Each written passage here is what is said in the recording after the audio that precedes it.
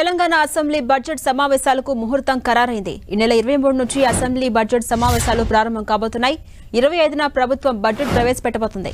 Assembly సమావేశాలకు సంబంధించి assembly secretary notification జారీ చేశారు. 24 నుంచి శాసన మండలి సమావేశాలు ప్రారంభం కాబోతున్నాయి. ఇదే అంశంపై మరింత సమాచారం మా ప్రతినిధి ప్రతాప్ అందిస్తారు. ప్రతాప్, తెలంగాణ అసెంబ్లీ సమావేశాలకు ముహూర్తం ఫిక్స్ అయింది. అలాగే ఈసారి బడ్జెట్ కూడా ప్రవేశపెట్టబోతోంది సర్కార్. ప్రధానంగా ఏ అంశాలపై ఫోకస్ చేసే అవకాశాలు కనిపిస్తున్నాయి? జాన్సీ, ఈ నెల 23 నుంచి కూడా తెలంగాణ అసెంబ్లీ సమావేశాలు ప్రారంభించాలని చెప్పేసి ప్రభుత్వం నిర్ణయించింది. అందులో భాగంగానే అసెంబ్లీ సెక్రటరీ కూడా కాసేపటి క్రితమే గెజెట్ నోటిఫికేషన్ కూడా విడుదల చేయడం జరిగింది. ఈ నెల 23 నుంచి అసెంబ్లీ సమావేశాలు, 24 నుంచి శాసన మండలి సమావేశాలు కూడా లాంచ్ కాబోతున్నాయి.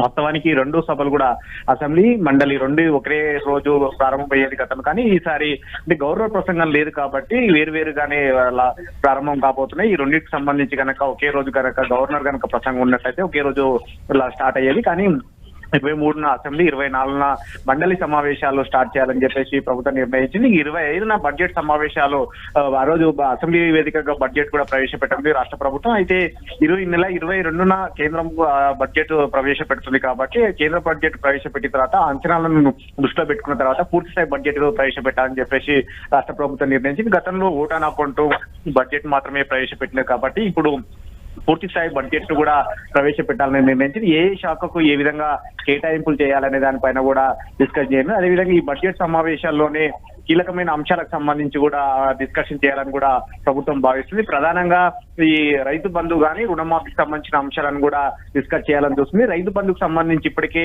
మంత్రుల కమిటీ కూడా అన్ని జిల్లాల్లో కూడా రివ్యూ చేసింది కాబట్టి మంత్రుల కమిటీకి వచ్చిన నివేదిక కూడా ఈ అసెంబ్లీ బడ్జెట్ సమావేశాల కంటే ముందే ప్రారంభం కాబోతుంది.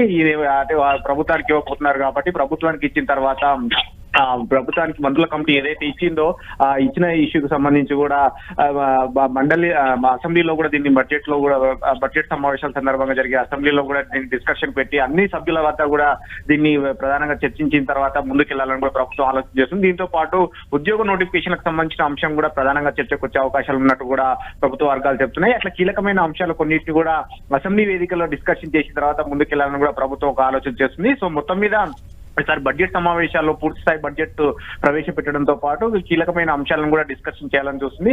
పూర్తి స్థాయి బడ్జెట్ కూడా ఈసారి దాదాపు 2 లక్షల కోట్ల వరకు కూడా ఉండే అవకాశాలు ఉన్నట్టుగా కూడా ప్రభుత్వ వర్గాల ద్వారా తెలుస్తుంది. సో మొత్తం మీద చూసినట్లయితే వారం 10 రోజుల పాటు కూడా అసెంబ్లీ బడ్జెట్ సమావేశాలు నిర్వహించే అవకాశం ఉంటుంది. ముఖ్యంగా ఈ అసెంబ్లీ బడ్జెట్ సమావేశాలను ఎన్ని రోజులు నిర్వహించాలనేది బీఏసీలో కూడా నిర్ణయం తీసుకునే అవకాశం ఉంటుంది. బీఏసీలో చర్చించిన తర్వాతనే దీని ముందుకు వెళ్లే అవకాశం ఉంది. సో మొత్తం మీద ఈ నెల 23 నుంచి బడ్జెట్ సమావేశాలు స్టార్ట్ అవుతున్నాయి కాబట్టి బీఏసీ నిర్ణయించిన తర్వాత ఎన్ని రోజులు ఫర్దర్ గా నిర్వహించాలి అనే ఏ ఇష్యూస్ ను టేకప్ చేయాలనేది కూడా బీఏసీలో చర్చించి ముందుకు వెళ్లే అవకాశం ఉంటుంది.